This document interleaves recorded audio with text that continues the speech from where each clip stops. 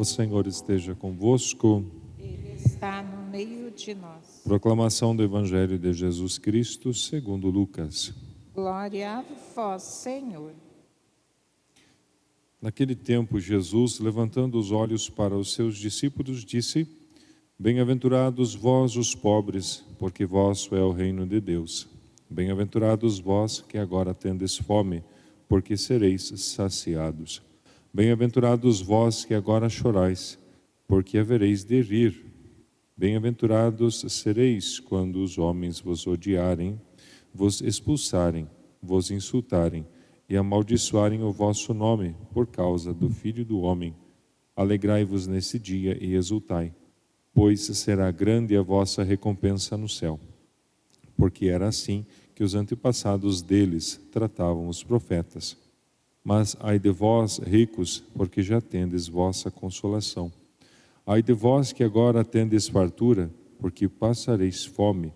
Ai de vós que agora rides, porque tereis luto e lágrimas. Ai de vós, quando todos vos elogiam. Era assim que os antepassados deles tratavam os falsos profetas. Palavra da salvação. Glória a vós, Senhor.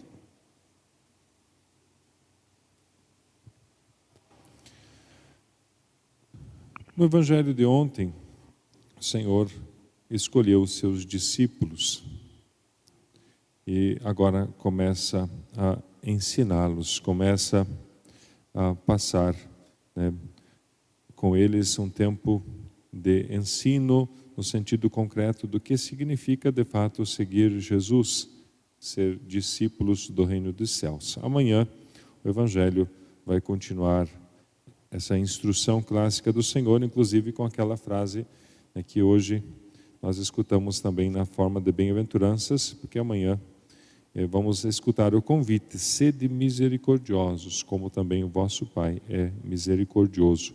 Ou seja, procurarmos agir do jeito de Deus, procurarmos colocar em prática aquilo que é próprio do Senhor, que não se apega às coisas, que não se apega a esse mundo, mas procura ensinar, procura também deixar o significado mais profundo disso tudo. E é nessa linguagem que São Paulo, na primeira leitura, nos assusta um pouco, porque parece inclusive desaconselhar o casamento, parece inclusive viver desleixado no sentido da obrigação familiar ou coisa assim, mas de forma alguma São Paulo está livrando os casados da sua missão, está deixando claro que esta vida não deve ser vivida desligada da vida eterna. Não é para nós esquecermos do céu enquanto queremos viver este mundo. E por isso São Paulo traz presente essa dinâmica daqueles que precisam das coisas do mundo, mas não devem se apegar a elas. Não devemos ser escravos das compras, das alegrias, das farturas e das festas desse mundo, mas sim estarmos entre as coisas deste mundo buscando aquilo que não passa, que é próprio da eternidade. E é só nesse sentido também que nós vamos entender o projeto de Jesus, que fala que os pobres são felizes, que quem tem fome é feliz, que quem agora chora é feliz e assim por diante. Porque o Jesus está nos provocando a vermos que as situações, quando elas são vividas em Deus, elas nunca passam despercebidas. A impressão que dá, inclusive, é como que se o mundo futuro vai ser o inverso da vida que nós levamos nesse mundo. A impressão que nós podemos tirar, Quem é feliz agora será infeliz depois, quem é infeliz agora será feliz depois. Não é exatamente isso, Porque seria contrário, talvez até mesmo fácil e simplista. Aliás, existe muito pobre querendo ser rico, Existe muito pobre com sonho de ganhar na Mega Sena e viver uma vida luxuosa. A pobreza a qual Jesus está proclamando feliz, bem-aventurada, é a questão daqueles que sabem se desapegar das coisas, que não vivem em função das coisas, que sabem que não são alguém na vida por terem coisas e por não terem nada, não são ninguém também. Exemplo claro disso é Nossa Senhora. Jesus nasce de Maria e Maria vai dizer: o Senhor olhou para a pequenez, para a humildade, para o nada, para a miséria da sua serva.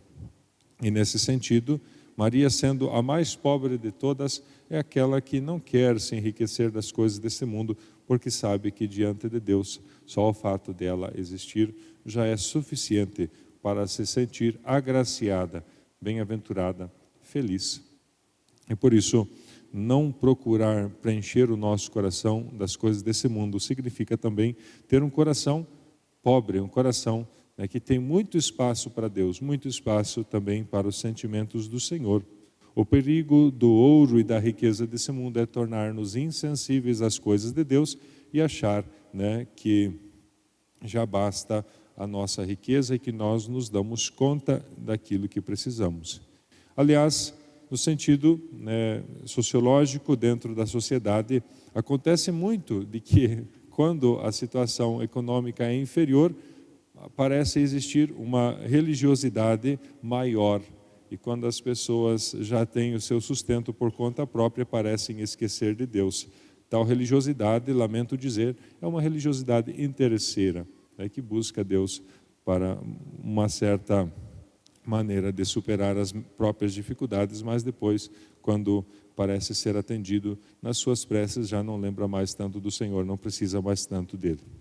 Por isso, entendamos que o servir ao Senhor está acima de todas as coisas, acima inclusive da pobreza e da riqueza, está acima do casamento ou da solteirice, ou da virgindade, como disse São Paulo, na primeira leitura. E por isso, compartilhar dos sentimentos do Senhor, procurar perceber aquilo que é próprio de Deus, vai nos fazer felizes e também tornar ainda mais felizes a vida das outras pessoas, tornar a realidade em que vivemos uma realidade também de bênção. Será grande a recompensa nos céus daqueles que procuram viver as situações da vida, inclusive as situações de ódio, de expulsão, rejeição, insultos, maldições. Inclusive essas situações, elas serão uma situação de bênção para aqueles que por causa do Senhor muitas vezes são desprezados nesse mundo. Jesus mesmo vai dizer: olha, olha, ricos, vocês já têm a consolação aqui na terra, vão depois chorar por viverem as alegrias deste mundo. Ai daqueles que são elogiados, assim também os falsos profetas recebiam elogio, e tal elogio não levou à salvação. Ficar buscando os elogios, os aplausos, pode também nos tornar pessoas que, como os falsos profetas, só anunciam aquilo que é agradável aos olhos do mundo e não cumprindo a vontade de Deus. Hoje trago também a intenção que o Papa Francisco colocou para a igreja para este mês de setembro. Sei que muitas vezes o Papa é criticado por ter um olhar pautado também pelas situações que nos circundam. Escreveu 2 encíclicas sobre a natureza, e claro, aqui não é questão de olharmos somente o enfoque ecológico ou coisa assim, mas o Papa nos fala de um cuidado concreto que também devemos ter, e a intenção do Papa para esse mês soa a seguinte: pelo grito da terra, rezemos para que cada um de nós escute com o coração o grito da terra e das vítimas das catástrofes naturais e das mudanças climáticas, comprometendo-nos pessoalmente a cuidar do mundo que habitamos. Cuidar do mundo que habitamos. Estamos vivendo uma situação onde quase que é um veneno sair de casa, As fumaças e tantas coisas estão tornando tóxico o ar que precisamos respirar, e muitas vezes isso também nós temos culpa, lamento dizer. Por isso, perceber que muitas das nossas ações às vezes vão atrapalhar a vida do mundo, também é perceber o que Deus deseja para nós. Não é só o vizinho ali que vai amaldiçoar a fumaça do outro que resolveu tacar fogo, né, no gramado, no lixo ou coisa assim, né? É questão ampla de nós pensarmos também no sentido mais pleno. Às vezes nem precisamos fazer tal atitude, né? Tem outro espaço para deixar as coisas, né, se decompondo, né, o gramado ou coisa assim, e queremos logo tacar fogo, né? Isso de fato, né, prejudica a nossa vida. E podemos dizer, mas isso não tem nada a ver com religião. O Senhor quer que nós cuidemos do mundo para que persevere, para que também, né, seja uma casa agradável para todos, né? Então, por isso, a nossa consciência, no sentido amplo, de entendermos que procuramos perceber as coisas do jeito de Deus, e não somente pela nossa facilidade, não somente também, né, por aquilo que para nós parece mais prático e fácil. Procuremos então ser felizes à maneira de Deus, procuremos pensar de maneira ampla nas coisas que fazemos, porque as consequências dos nossos atos às vezes podem ser custosas. Sabemos o quanto é difícil viver num ambiente tomado de poeira, de fumaça, o ar seco, né? E se isso tem culpa da nossa parte, precisamos rever também as nossas atitudes. Sejamos zelosos nesse sentido. Procuremos olhar, claro, acima de tudo, para as coisas que não passam, para a vida eterna, para aquilo que é próprio de Deus, mas nem por isso precisamos fazer deste mundo um inferno, um lugar inabitável. Não, o Senhor deu-nos esta casa para cuidar, né, para sabermos cuidar aqui da terra, e depois também teremos a acolhida na morada do céu.